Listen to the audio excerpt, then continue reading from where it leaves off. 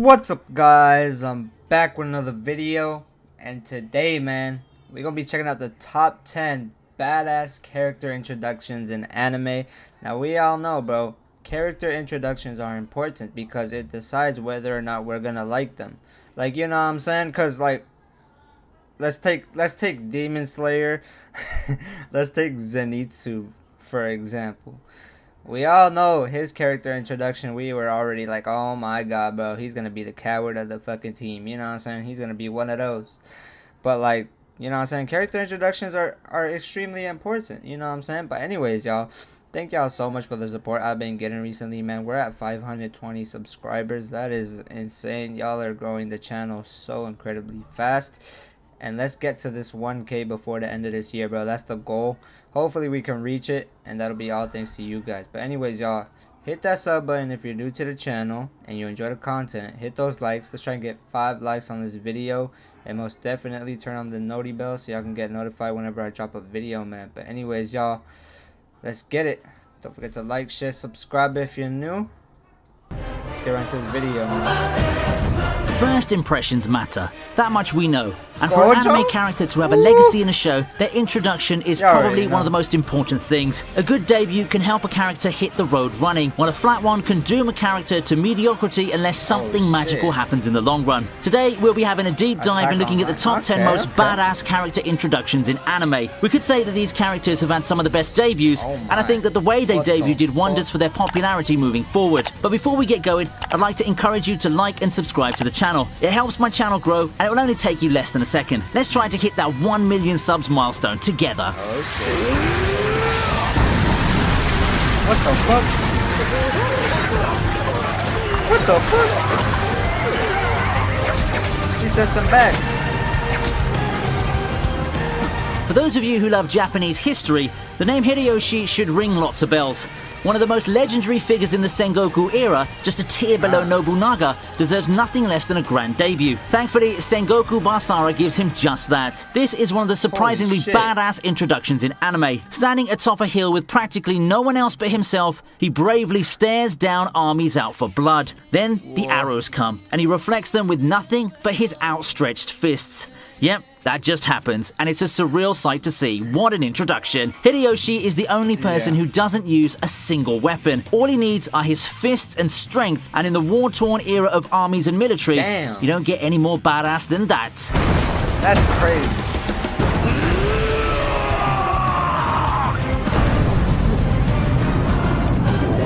Just with his fists?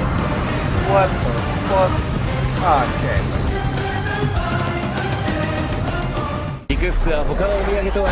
We've known Gojo for a lot of badass things. Come on, just look at the top Jujutsu Kaisen moments video I posted, and you can immediately see how many of those. Only number 9 though. That's interesting. Let's see, bro. We better see something better than this then. Only number 9 at Gojo? Involved this badass mentor being awesome and filling us with awe. However, while it was his fight with Jogo that made the internet explode, he didn't have the shabbiest of introductions either. Right off the bat, we see him being his whimsical self. You'd expect anyone to go all out in that fight against an aggressively attacking Yuji, but Gojo just toys with him throughout. You know a character is badass when he can just playfully toy with an opponent out to kill him. Surely a preview of things to come when he finally decides to be serious against the other curses. Facts. Future Trunks takes the next slot on the list. Whoa, really? Oh, I didn't expect this. I ain't gonna lie. Future Trunks, he did have a crazy introduction though. He defeated Frieza. He fucking, yeah, that was a crazy introduction.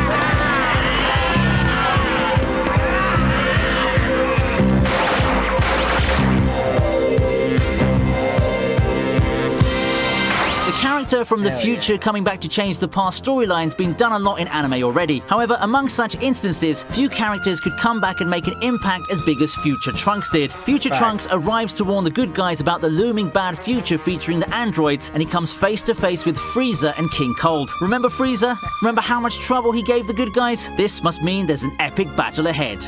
Well, not really. If you need any further proof of shonen power creep, this moment is a good example, as Future Trunks handily dispatches both Frieza and King Cold. This does get the Z Fighters' attention, and we can finally move on to the meat of the arc. A great way to build Future Trunks up as a fighter, but it's also amusing how quickly Frieza got turned into fodder in this story. That shit is crazy. was way too Next easy. up, we have Levi's introduction in the first season of Attack on Titan.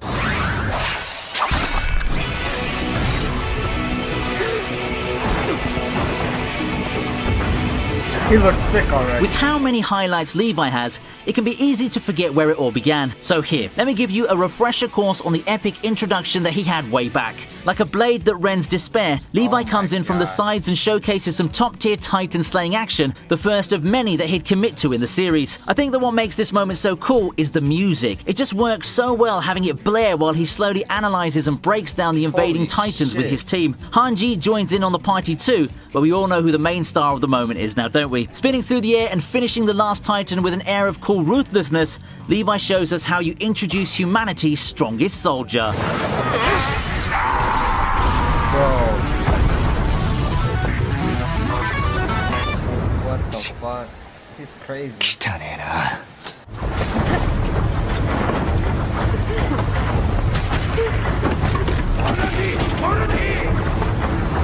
Oh shit, what the fuck?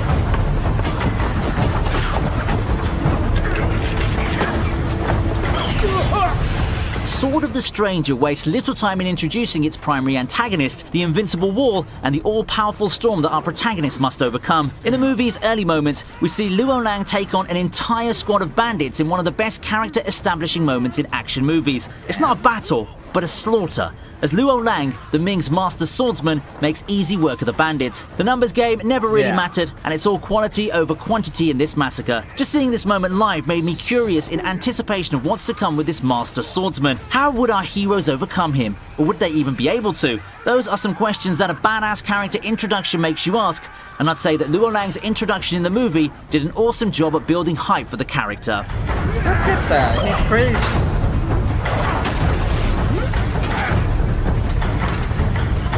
GG, boy.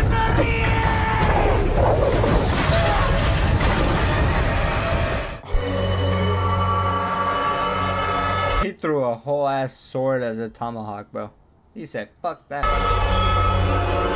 We follow that with another villain appearance, this time by Utsuro. Just when you thought that the trouble had ended, a masked villain makes his unwelcome appearance. For the characters, what seemed at first to be masked Mook ended up dazzling all three of them with excellent swordsmanship and unparalleled power. A 3-on-1 should be fine for our heroes, right? Wrong. Masked Guy proceeds to easily defeat Nobume, Sogo, and Kagura, only being fended off with the arrival of Gintoki and only to reveal Shoyo's face. More questions pile on as Gintoki breaks down, setting the stage for the next arcs and adding even more intrigue to what's already been a very gripping story. You know Utsuro means business from this appearance alone. He'd then go on to establish himself as one of the most broken villains ever in anime. Oh shit. Oh hell yeah. Okay, I gotta give it to him, bro. This shit was crazy right here. Kizaru. Fourth place is Kizaru from One Piece. Oh, こちらキザル。おお、到着しましたんで。応答願います。 Talk about a grand entrance. It's not just anyone who can come in and drive somebody crazy with one impactful entry. Coming from the sky, the Admiral makes his presence felt almost immediately. With a visual like that of him standing triumphantly in front of the smoke and flames, you know this guy means business. It's just something to see him look so unfazed and no-sell all the feeble attempts at his life. The way he so nonchalantly acts towards the destruction that he's capable of sort of reminds me of Gojo too. And like Gojo, he's a lot more... That move right there was sick as fuck, bro. I ain't gonna lie. I went crazy. I was like, what the fuck? Relaxed than his outlook seems to imply. Some people argue that Kizaru is one of the most important and noteworthy admirals, and while most of it came from his role in the story, I do think that without his impactful and badass debut, he wouldn't have hit the ground running as fast as he did in terms of popularity and buzz. Yeah, that's facts. Escanor, one of the greatest and most powerful members of the Seven Deadly Sins, certainly owes his reputation to his impactful first appearance.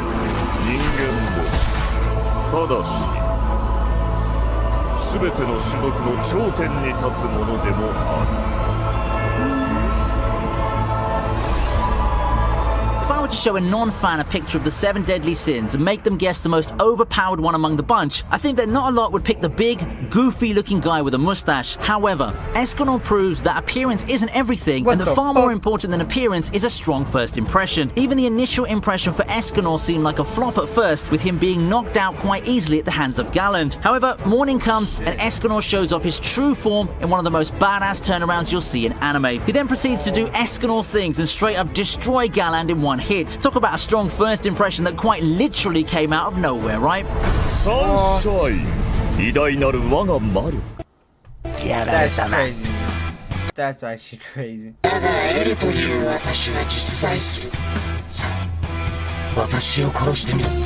Whoa.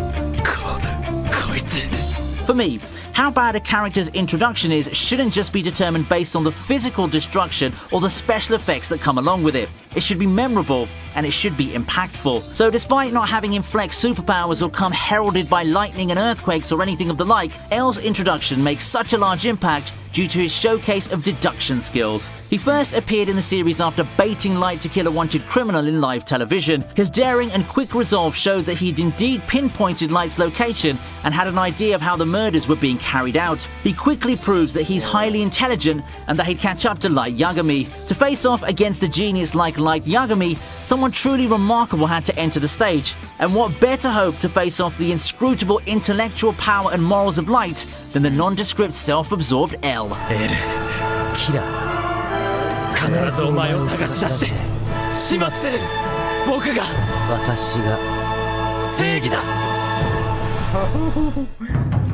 shit. Number 1? Okay. Alright. Let's see how good this is.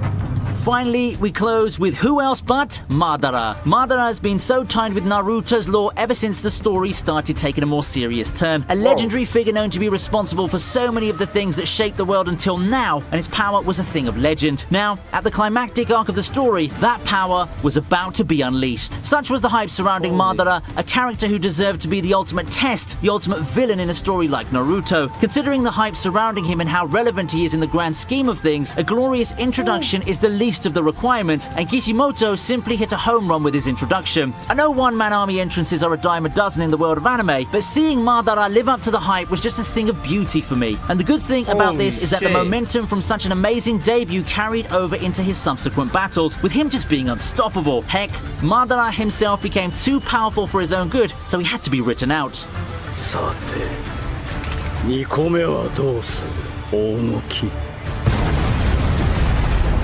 So what do you think? Any of those first appearances made a big first impression on you? I'm sure that some of you can't wait to share your thoughts on any character that I may have missed, so let's head over to the comment section and have a casual chat. If you enjoyed the content of the video, let me know by hitting the like button and sharing the video with your friends. Introduce ViniTube to a friend today, and we can continue growing as a community. If you feel like helping the channel grow with monetary contributions, however, you can opt to weeks to come.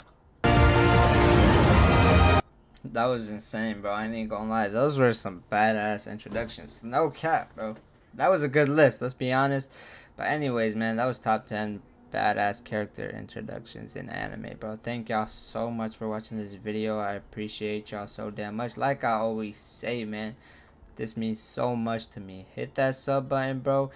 We're on the road to 1K, man. Our goal is to hit 1K before the end of the year, man. We got this. I know y'all can do it, bro. Y'all are insane.